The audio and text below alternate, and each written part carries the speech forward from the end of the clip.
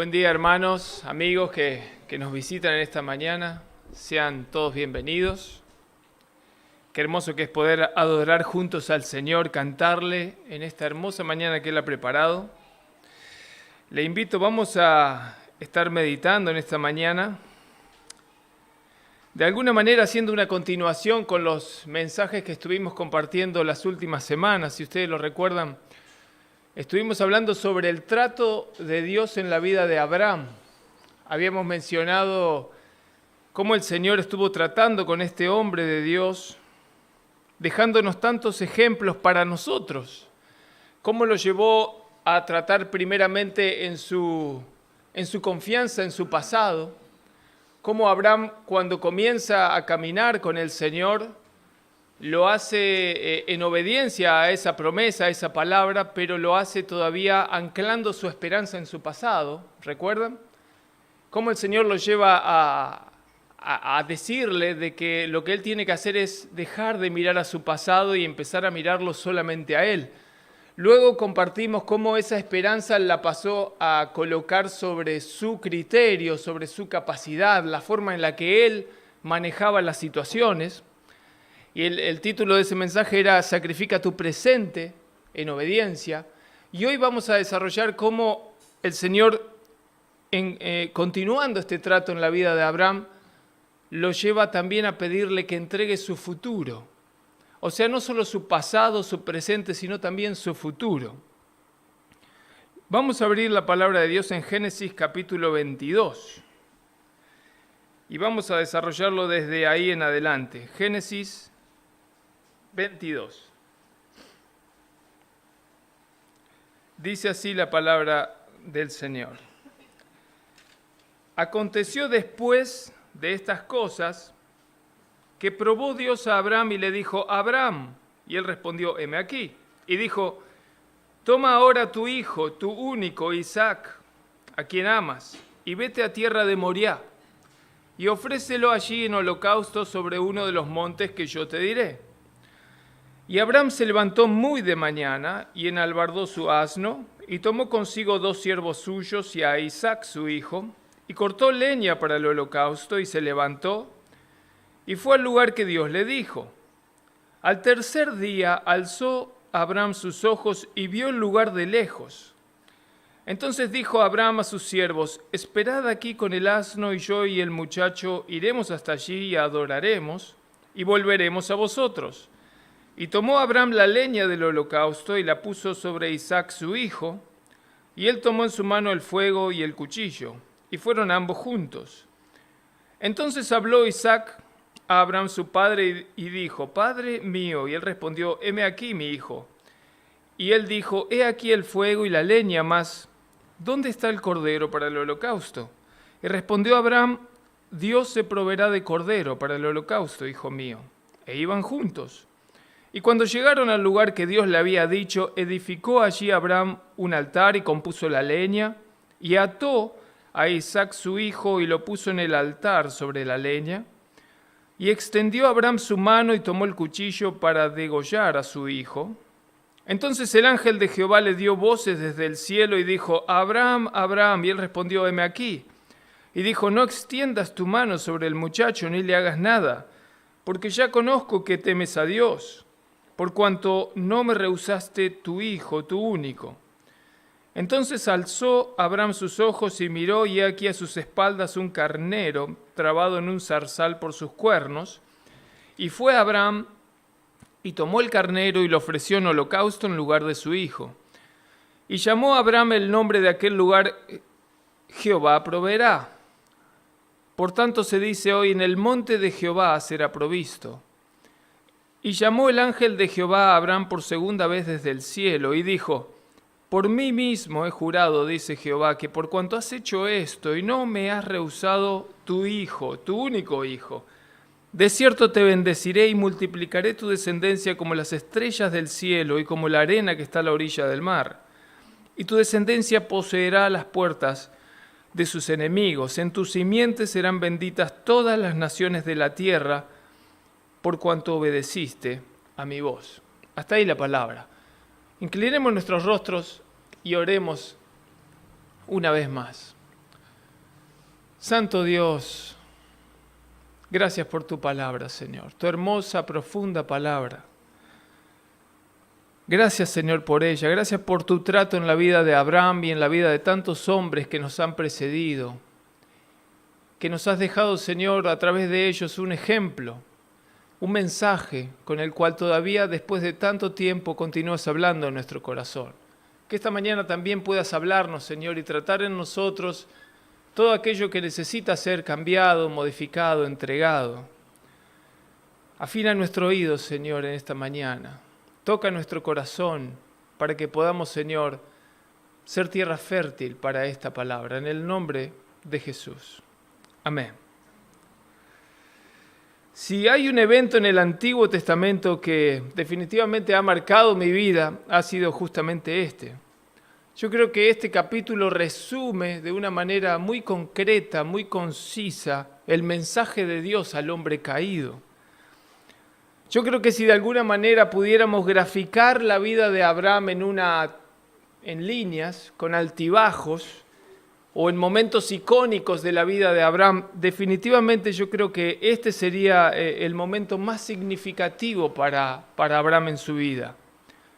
Si repasamos los anteriores 10 capítulos de Génesis, podemos ir viendo cómo Dios de alguna manera va gestando esta situación en Abraham para traerlo de alguna manera hasta este punto, este evento de Génesis 22.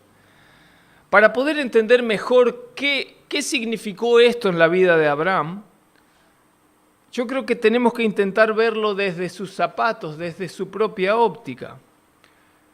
Abraham, si alguien lo veía, yo creo que definitivamente parecía ser un hombre que lo tenía todo. Uno podía ver de que él tenía una esposa hermosa. La Biblia dice que ella era incluso codiciada por reyes de su época.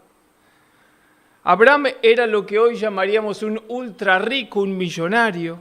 Tenía tantas posesiones, era tan bendecido materialmente, que la palabra dice que en un momento tiene que apartarse de Lot porque las posesiones de ambos no cabían en un mismo lugar. No solo esto, Abraham también gozaba del prestigio de los hombres importantes de su época, era honrado por todos los que lo conocían, tenía un reconocimiento de honor. En Génesis 23, por ejemplo, se dice de que lo llamaban a él como un príncipe de Dios entre nosotros. Los reyes de su época venían a Abraham tratándolo como un par, tratando de hacer pactos de paz con él. Definitivamente era un hombre muy bendecido por Dios. Aparentemente Abraham lo tenía todo. Ahora, sin embargo, en el corazón de Abraham hacía años que palpitaba un vacío, una carencia que venía creciendo en su corazón con los años, un deseo. Ese deseo era tener descendencia. Él estaba casado con la mujer que amaba. Sin duda él hacía lo que había que hacer, pero ese bebé nunca llegaba. Y en un momento él comienza a pensar, ¿de qué sirve tener todo esto que tengo si no tengo a quién dejárselo? Esto se registra en sus propias palabras, por ejemplo en el capítulo 15 de Génesis. Cuando él en una oración le dice a Dios, no me has dado prole, dice, no me has dado descendencia, y todo lo que tengo, ¿quién me lo va a heredar? ¿Un esclavo nacido en mi casa? Es en ese momento cuando Dios le promete un hijo, Génesis 15. Esa promesa de Dios enciende en Abraham la chispa, esa chispa de una nueva esperanza, de un futuro diferente, de que finalmente se va a sentir completo porque va a tener esa pieza que le falta. Dice el texto que Abraham le creyó a Dios y que le fue contado por justicia.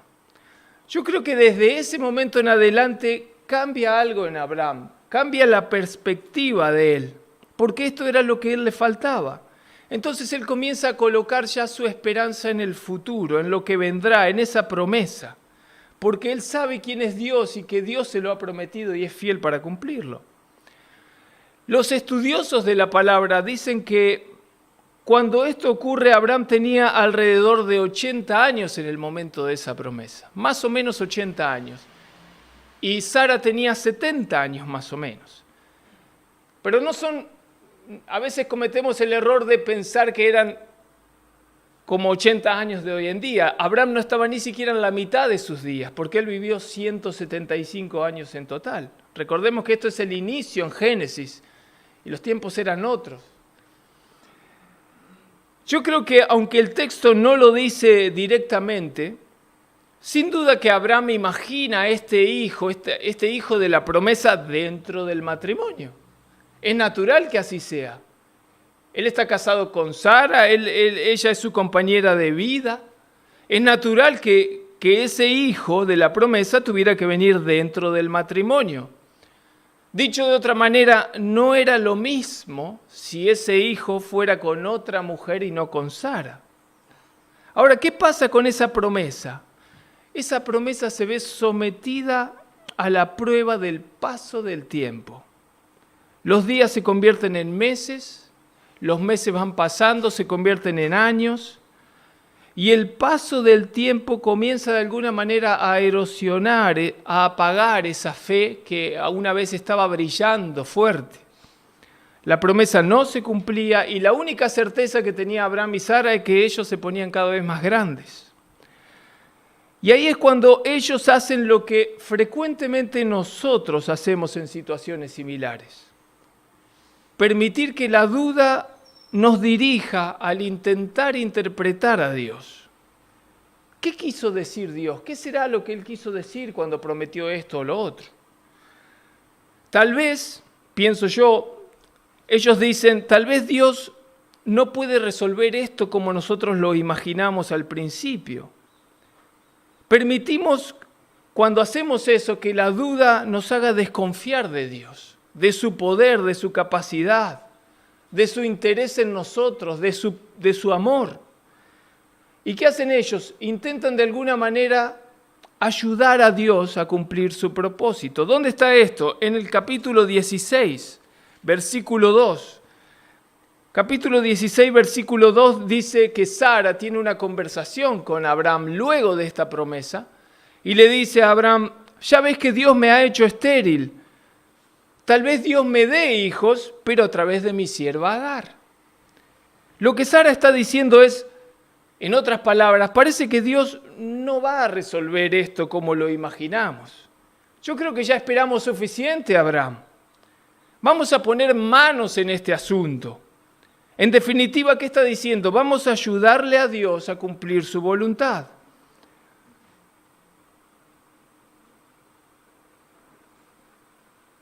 ¿Cuántas veces hacemos eso en nuestra vida, no es cierto? Tenemos promesas en la palabra de Dios y esperamos que Dios actúe, pero no vemos su mano y decimos, tal vez no entendí bien, tal vez Dios está esperando que yo haga algo. Y no está mal pensar así, realmente muchas veces uno está esperando, no sé, un trabajo mejor o poder encontrar la pareja que Dios tiene para uno, poder casarse. Y eso no va a ocurrir si uno simplemente no hace nada. Pero uno debe también encontrar un equilibrio donde pueda descansar, haciendo su parte, pero no forzando las cosas, sino descansando. No era lo que estaban haciendo en este punto Abraham y Sara. Yo creo que cuando hacemos lo que hizo Abraham y Sara en este punto, lo que en realidad le estamos diciendo a Dios es, Dios, parece que después de todo no sos tan grande, no vas a poder resolver esto a menos que yo haga algo al respecto. Eso se llama desconfianza. Eso es lo que pasa cuando permitimos que la duda dirija nuestra fe. ¿Qué hacen Abraham y Sara en este punto? Ellos quitan su fe en Dios y la colocan nuevamente en otro lugar. ¿En dónde la colocan en esta ocasión? En Sara, la sierva egipcia. Ellos piensan en Agar. Agar va a poder hacer realidad esta promesa de Dios. Siempre será un error quitar la fe de Dios y colocarla en cualquier otro lugar. Y si lo vemos, la historia nos enseña que este pequeño error que hicieron Abraham y Sara tuvo terribles consecuencias para Israel, la historia de Israel en general. Porque la Biblia nos enseña que de Ismael, el hijo que nace del fruto de esta decisión entre Abraham y Agar, Ismael, de él descienden los árabes. Y hasta el día de hoy Israel está de alguna manera lidiando con las consecuencias de esa decisión. ¿Qué pasa con el tiempo? La Biblia nos muestra de que pasan 20 años aproximadamente y termina llegando la promesa de ese hijo. ¿Por qué pasan 20 años? Dios, yo creo, esperó hasta que Abraham y Sara lo vieran completamente imposible. Dios esperó hasta que ellos dieran completamente por perdido la esperanza de que ese hijo llegara dentro del matrimonio. Dios frecuentemente actúa igual en nuestra propia vida también. ¿Cuántas veces pensamos de que ya es demasiado tarde, de que no va a llegar, no va a ocurrir, no va a pasar? Y Dios, el mensaje que nos da a través de su palabra una y otra vez es: yo decido cuando algo es verdaderamente imposible. Y para mí no hay nada imposible, dice el Señor. Habiendo dicho esto, yo creo que ahora podemos entender un poco mejor el versículo 2 que leímos en el capítulo 22, cuando Dios le dice a Abraham: toma ahora tu hijo, tu único Isaac, a quien amas, y vete a tierra de Moriah. Ahora, Isaac no era el único hijo que tenía Abraham. Él ya tenía a Ismael. Ismael tenía aproximadamente 30 años tal vez para este momento. Sin embargo, él le dice: no, tu único hijo, Isaac, al que amas. Y yo creo que lo hace porque tal vez Abraham rápidamente estaría tentado a decir: Ismael, vení. Sin embargo, le dice: no, al que amas, Isaac.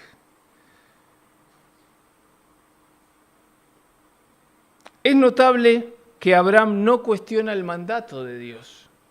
Podemos verlo en los textos que leímos. Esto solo se logra teniendo el oído muy afinado a Dios. Abraham conocía la voz de Dios, sabía cuándo era Él quien le hablaba. No hay lugar para dudar, no hay lugar para dudas en Abraham cuando él escucha este mandato. Él simplemente obedece. Y vaya que si quería dudar, le sobraban argumentos. Él podía haber comenzado por: este mandato es ilógico. Esto es absurdo, esto no tiene sentido.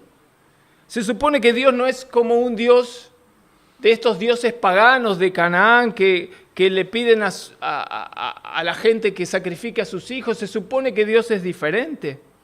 ¿Cómo es que Dios va a pedirme esto?, podría haber dicho él.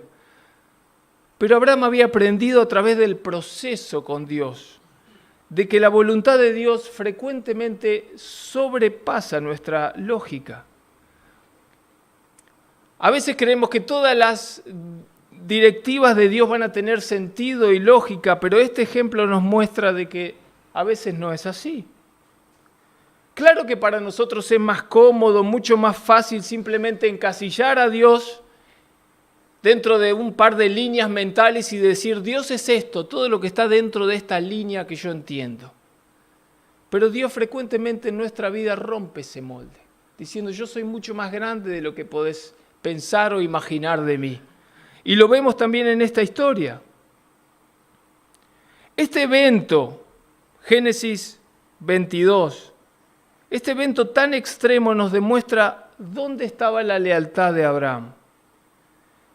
Y Dios siempre estará interesado en revelarnos nuestra propia condición, porque Dios sabe dónde está nuestra lealtad después de todo. Dios lo conoce. Somos nosotros quienes no lo sabemos.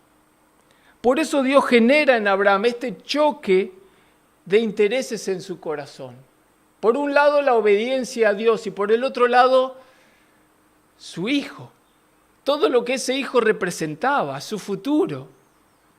Dios genera en él este choque de intereses para que se pueda revelar dónde está la lealtad de Abraham. Dios sabe dónde está su lealtad.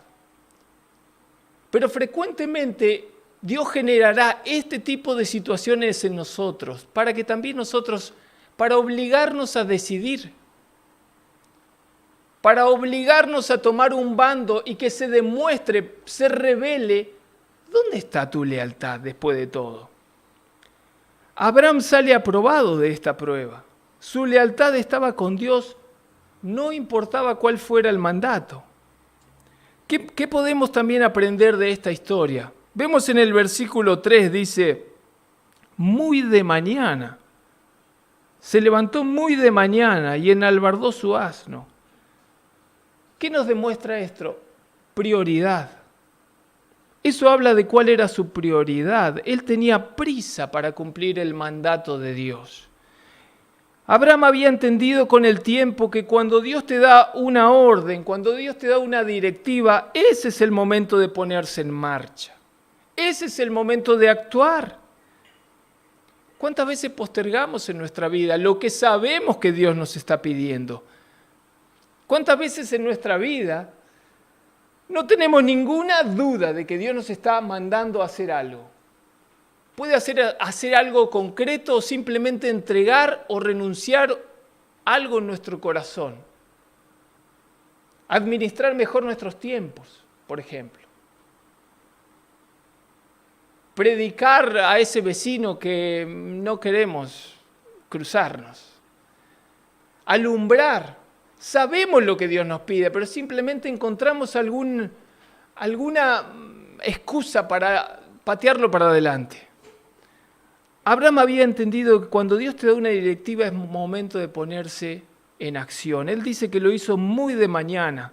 Él vio este mandato de Dios como una oportunidad para demostrarle a Dios cuál era su prioridad. ¿En dónde estaba su lealtad? Versículo 4. El versículo 4 nos habla de paciencia. Dice, al tercer día alzó Abraham sus ojos y vio el lugar de lejos. Paciencia, dice al tercer día, Abraham definitivamente aprendió a esperar. ¿Ustedes se imaginan esto?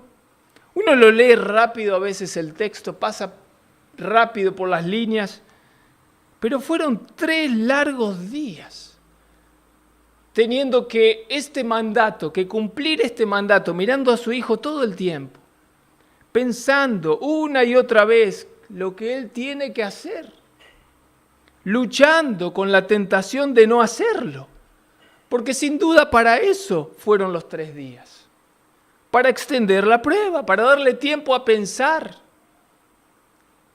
Sin duda estaría pensando en sus propios pecados, en sus propios errores, porque recordemos que el contexto del sacrificio se da alrededor de este pensamiento.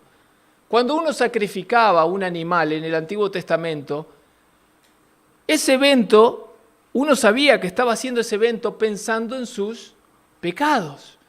Está pensando, este animalito está muriendo a causa de mis pecados.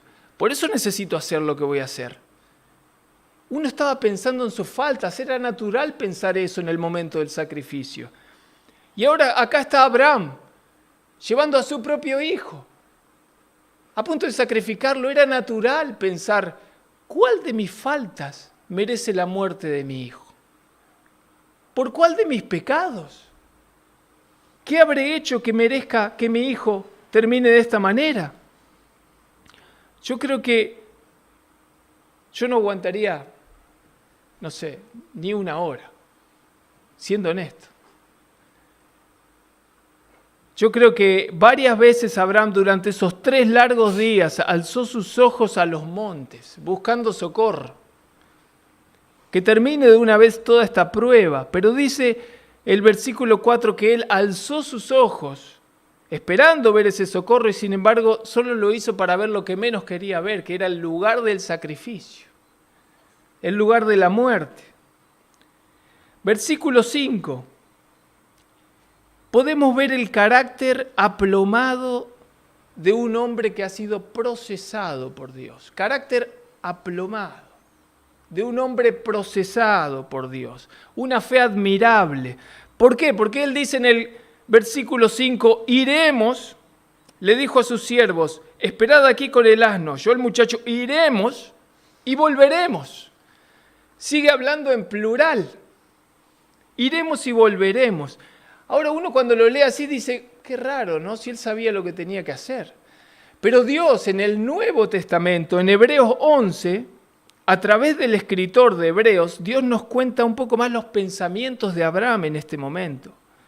Dice que Abraham pensaba que Dios podía devolverle la vida a Isaac incluso después de que él lo matara. Hebreos 11, 19. Yo creo que si pudiéramos hablar con Abraham en este punto de la historia, Abraham nos diría algo así como, yo no entiendo a Dios, yo no sé lo que está haciendo, pero yo sí sé en quién he creído. Yo sí conozco a Dios y puedo saber de que Dios no se contradice, Dios no es un mentiroso. Y yo sé que tengo una promesa a través de este hijo. Así que si Dios ahora me está pidiendo que lo mate, no sé cómo hará, después lo traerá a la vida de vuelta. Yo conozco a Dios. Eso es lo que nos diría Abraham, una fe digna de imitar. ¿Qué vemos en el versículo 6? Cuando comencé este mensaje decía que este capítulo, esta historia, este evento, resume de una manera concreta el mensaje de Dios al hombre. Y ahora vamos a ver por qué. Fíjense que en el versículo 6 vemos que tomó Abraham la leña del holocausto, la puso sobre Isaac su hijo, y él tomó en su mano el fuego y el cuchillo, y fueron ambos subiendo al lugar del sacrificio. Esto es una imagen de Jesucristo en el Antiguo Testamento. El hijo que está a punto de ser sacrificado está cargando la madera, subiendo el monte al lugar del sacrificio. Él carga la madera sobre la cual va a morir. Y Dios, que diseñó esta historia de inicio a fin y que ha pensado sin duda en los detalles, Dios no solo está tratando con Abraham en este punto, también nos está comunicando a todos nosotros un mensaje mucho más profundo. Porque Dios no eligió el lugar de manera arbitraria. Dios le dice a Abraham, vete a tierra de Moriah y vete al monte que yo te diré. No a cualquiera, no en cualquier lugar, al que yo te diré.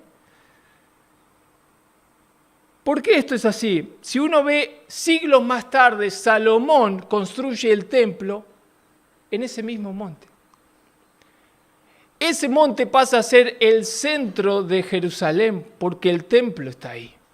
Y sabemos que el monte Calvario en realidad era un monte grande con varias elevaciones. Una de esas elevaciones es el monte, lo que llamaban el monte Calvario. Y estaba fuera de las murallas, de las murallas de Jerusalén. Estaba muy cerca, estaba en la misma tierra. ¿Qué vemos acá? Un padre que está a punto de sacrificar a su hijo como una personificación que mucho más tarde se cumpliría cuando Dios mismo envía a su unigénito hijo. Pero a diferencia de Abraham, Dios sí termina bajando el cuchillo. Dios termina concretando ese sacrificio en nuestro lugar, en ese mismo monte. Podríamos seguir desarrollando mucho más cada uno de estos versículos que vienen a continuación. Pero quiero mencionar un poco más el versículo 14, si nos adelantamos. Dice, llamó a Abraham el nombre de aquel lugar Yahweh Jireh, Jehová Jireh, Dios proveerá. Ese es el nombre de ese lugar. ¿Qué fue lo que Dios proveyó en esa oportunidad? ¿Qué fue lo que Dios proveyó? Un sustituto para que muera en lugar de Isaac. Eso fue lo que Dios proveyó. Un sustituto en ese monte. Dice que se popularizó tanto que incluso dice hasta el día de hoy, se dice en el monte de Jehová será provisto. ¿Cuál es ese monte? Ese es el monte, donde siglos más tarde el Señor proveyó un sustituto para que muriera en nuestro lugar. El Hijo único de Dios que pagó nuestra deuda para que podamos volver a estar en paz con Él. A mí me encanta este capítulo porque enseña tanto en pocas palabras como el Señor sabe hacerlo. Por un lado nos cuenta todo el trato que Dios hizo en la vida de Abraham en esta ocasión. ¿Qué era lo que Dios esperaba de él? Que no es otra cosa sino lo mismo que Dios espera de todos nosotros que venimos a formar parte de su familia. Dios espera también lo mismo de nosotros. No que sacrifiquemos a nuestros hijos, claro que no. Pero sí Dios nos pedirá que los ofrezcamos en nuestro corazón. Si vemos la palabra, el Señor usa muy bien sus palabras. Fíjense cuando dice, vete a tierra de Moria y ofrécelo allí en holocausto. No le dijo y sacrifícalo, porque Dios sabía cómo terminaba la historia. Le dijo, lo que espero de vos es que vayas y lo ofrezcas en holocausto. ¿Qué no significa? Esto significa, en tu corazón entregalo. Entregalo en tu corazón. Dios espera lo mismo de nosotros, hermanos. Jesús dijo en Mateo 10, el que ama a padre o madre más que a mí no es digno de mí. El que ama a hijo o hija más que a mí no es digno de mí. Y si el Señor nos está diciendo eso, ¿por qué Él no va a empezar a mencionar la larga lista de cosas que podríamos poner en primer lugar en nuestro corazón? Simplemente va a lo que más nos costaría. Porque si nos está pidiendo que ni siquiera el amor por un padre, una madre o un hijo puede estar antes que Él, cuánto menos todo lo demás. Cuánto menos todo lo demás debe estar en segundo lugar.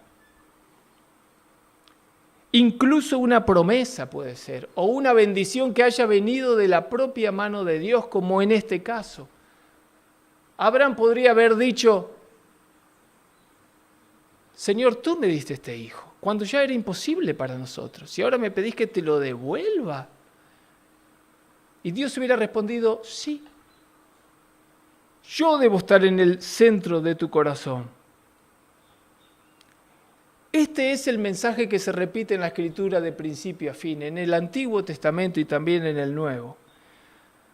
Cuando le preguntan a Jesús cuál es el gran mandamiento, ¿qué responde Él? Amarás al Señor, tu Dios, con todo tu corazón, con toda tu alma y con toda tu mente. Este es el primero y grande mandamiento. Y el segundo es semejante a este, amarás a tu prójimo como a ti mismo. El Señor quiere estar en el primer lugar en nuestro corazón. Y sé que eso es muy difícil de lograr. ¿Cuánto nos cuesta entregar cosas que realmente hemos deseado, que realmente hemos esperado, que realmente nos costó conseguir? O bendiciones, como en el caso de Abraham, que recibimos de Dios mismo. Frecuentemente por nuestra propia naturaleza tendemos a dejar que esas cosas ocupen el lugar en nuestro corazón que no deberían ocupar. Colocamos nuestra esperanza sobre personas o sobre cosas y necesariamente para hacer eso quitamos la esperanza de Dios donde debería estar depositada. Esta dura lección a Abraham que podemos ver en este capítulo nos enseña cuándo es que Dios considera que realmente le hemos entregado el primer lugar en nuestro corazón. ¿Cuándo es que le hemos entregado el primer lugar? La respuesta es cuando estamos dispuestos a obedecerle a cualquier costo. Cuando estamos dispuestos a obedecer su mandato a costo de vida o de muerte. Abraham había entregado a su hijo en su corazón. Abraham había entregado a su hijo en su corazón. ¿Y qué significa entregar a su hijo? Esto lo he mencionado antes, pero hay gente que probablemente no lo ha escuchado. Esto significa que del abanico de opciones para la vida de su hijo, hay un abanico de opciones, con la peor de las opciones posibles y la mejor de todas de este lado. Eso significa entregarle a Dios y decirle, Señor, elige la opción de este abanico de opciones, la que más te guste, elige. La peor de esas opciones sin duda era, tu hijo muere, ¿no es cierto? No hay una peor que esa. ¿Y qué le dijo Dios? Le dijo, sí, Abraham, hay una peor que esa. Esa es la que yo elijo, pero no solo muere, muere por tu mano. No es que va a enfermarse, lo cual sería terrible, y vas a ver su deterioro y se va a morir, lo cual sería terrible. No, Abraham, no es que va a tener un accidente y va a morir. No, va a estar completamente saludable, Isaac. Y mi decisión es que, estando completamente saludable, muere por tu mano. Esa es la decisión que yo elijo. Terrible. No puede haber una opción peor a esa. ¿Qué nivel de entrega hay que tener? ¿Qué nivel de sumisión? ¿Qué nivel de obediencia para poder obedecer una opción como esa? Abraham salió aprobado de esto, pudiendo haberse rebelado claramente contra ese mandato, no lo hizo. Ahora, Dios podría haber detenido esta lección en varios puntos de la historia. Dios podría haber detenido la lección cuando Abraham demostró lealtad, cuando él demostró prioridad, cuando él demostró fe diciéndole a sus siervos, iremos y volveremos, pero no lo hizo. Dios detuvo la lección solo cuando Abraham demostró con sus hechos lo que en su corazón ya era una realidad. Él demostró con sus hechos que él en su corazón ya había entregado a su hijo. ¿Y saben qué, hermanos? Siempre seremos leales a lo que ocupa el primer lugar en nuestro corazón. ¿Querés descubrir qué ocupa el primer lugar en tu corazón? Todo lo que hay que ver es hacia dónde se inclina tu lealtad cuando llegue el problema y te obliga a tomar un bando. Ahí podés descubrir qué hay en primer lugar en tu corazón. ¿Cómo termina esta historia? De la mejor manera para Abraham y para Isaac. Abraham salió aprobado de este examen y Dios le confirma de que lo va a bendecir grandemente. Y le dice algo interesante, 2 tipos de descendencia saldrán de ti, le dice. Una terrenal, representada en la arena a la orilla del mar, y una descendencia celestial representada por las estrellas del cielo. La palabra nos dice en el libro de Daniel capítulo 12, dice, los entendidos brillarán como el resplandor del firmamento, y los que predicaron y guiaron muchos a la justicia van a resplandecer como las estrellas a perpetuidad. ¿Cuál era el mensaje que quería compartir a través de estos 3 mensajes del trato de Dios en la vida de Abraham? Cuando él comienza este caminar con Dios, él viene con un bagaje, con una historia, con una forma de pensar, con una cosmovisión del mundo. Y Dios le dice, despojate de todo eso, salí de tu tierra y de tu parentela. Abandoná tu pasado, entregá tu pasado en obediencia. Tu esperanza no puede seguir anclada en tu pasado. Cuando él empieza a caminar con Dios en tierra de Canaán, vienen problemas y él empieza a confiar en su criterio, en su capacidad. Por eso le dice, por ejemplo, a Sara, decí que sos mi hermana para que no me maten.